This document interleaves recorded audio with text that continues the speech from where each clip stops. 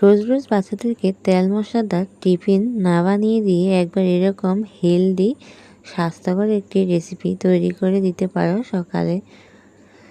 খুবই উপকারী এবং স্বাস্থ্যের জন্য কিন্তু খুবই ভালো হেলদি একটা ডিশ। চলো বেশি না কথা বলে রেসিপিটি শুরু করা যাক।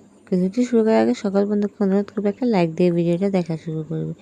এখানে দেখো আমি নিয়ে নিয়েছি একটা বাটি, আর এখানে আমি নিয়ে নিব হচ্ছে 2 কাপ আটা। তোমরা চাইলে কিন্তু এখানে ময়দাটাও ব্যবহার করতে পারো, ময়দা দিয়েও কিন্তু বানিয়ে নিতে পারো। আমি এখানে আটা দিয়ে বানাচ্ছি। আমি এখানে নিয়ে নিয়েছি 2 বাটি আটা।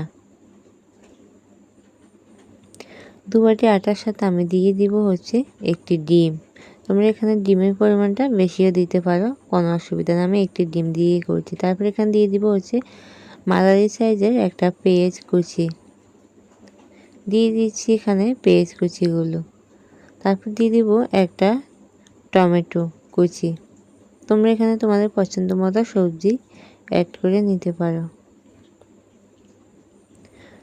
সবগুলো উপকরণ দিয়ে এখানে আমি দিয়ে দিচ্ছি লাস্টে হচ্ছে কাঁচা লঙ্কা। ঝালটা তোমরা যে যেরকম পছন্দ করো ওরকম অনুযায়ী দিবে। আমি এখানে 3টে কাঁচা লঙ্কা দিয়েছি কুচি করে।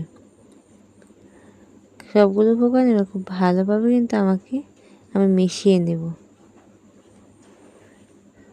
তোমরা তোমাদের পছন্দ মতো কিন্তু কম বেশি এখানে দিতে পারো।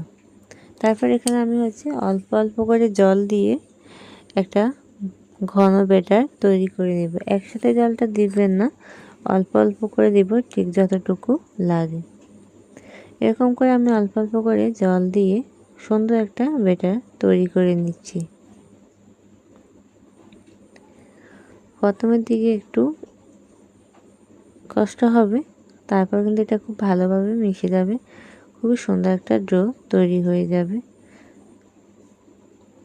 আর দেখো ব্যাটারটা কিন্তু একদম বেশি ঘন হবে না, আবার বেশি পাতলাও না। এরপর আমি এখানে দিয়ে দিব হচ্ছে আধা চা চামচের চাইতেও কম হলুদ গুঁড়ো, আর দিয়ে দিব 1 চা চামচ লবণ দিয়ে আবার অল্প একটু জল দিয়ে দিব। দিয়ে আবারও খুব ভালোভাবে ব্যাটারটা মিশিয়ে নেব। মিশিয়ে নিয়ে খুব সুন্দরভাবে এটা তৈরি করে নেব। একটা চামচের সাহায্যে তোমাদেরকে দেখাচ্ছি কীরকমটা হয়েছে, ঠিক এরকম হবে।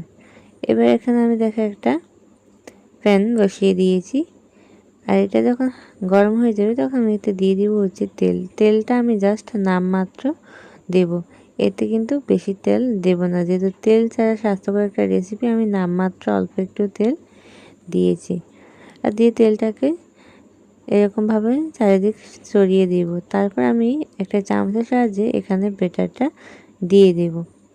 আমি এখানে দেখো 1 হাতা ব্যাটার দিয়ে আবারও আরেক হাতা ব্যাটার দিয়ে দিচ্ছি। খুব সুন্দর করে এটাকে একটু গোল করে নেব। এটা কিন্তু বন্ধু একদম পাতলা করব না, এটা একটু হালকা ভারী থাকবে, একদম পাতলা করব না। তারপর আমি এটাকে 1 মিনিটের মতো অপেক্ষা করব। 1 মিনিট পর এটা খুব সুন্দরভাবে কিন্তু হয়ে গেছে। এবার আমি এই পিঠটা একটু উল্টে দিচ্ছি। উল্টে দিয়ে এটাকে সেম আমি 1 মিনিটের মতো কিন্তু আবারও নিয়ে নিচ্ছি। এবার কিন্তু খুব সুন্দরভাবে তৈরি হয়ে গেছে। নামিয়ে নিয়ে আবারও সেমভাবে আমি দিয়ে দিচ্ছি এখানে 2 হাতা ব্যাটার। এটা দিয়ে আবার খুব সুন্দরভাবে একটু গোল করে দিচ্ছি।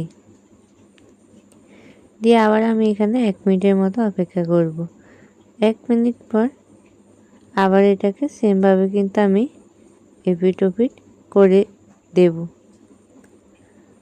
আমার চ্যানেলে যারা নতুন বন্ধু আছে প্লিজ চ্যানেলটি সাবস্ক্রাইব করে আমার পাশেই থেকো।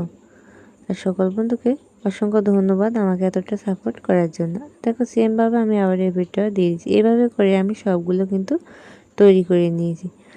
আমার ভিডিও যদি তোমাদের ভালো লেগে থাকে তোমাদের সুন্দর কমেন্টে বলে যাবে, আর প্রিয়জনদের সাথে অবশ্যই শেয়ার করবে। আমার চ্যানেলে আরও এরকম অনেক ভিডিও আছে, খুবই ছোট ছোট। আমি চেষ্টা করি খুবই সহজভাবে ঘরে থাকা উপকরণ দিয়ে সবগুলো রেসিপি তৈরি করে দেখাতে। সকল বন্ধুকে অসংখ্য ধন্যবাদ। সবাই ভালো থাকবে, সুস্থ থাকবে। দেখা হবে আবার নতুন একটা রেসিপিতে।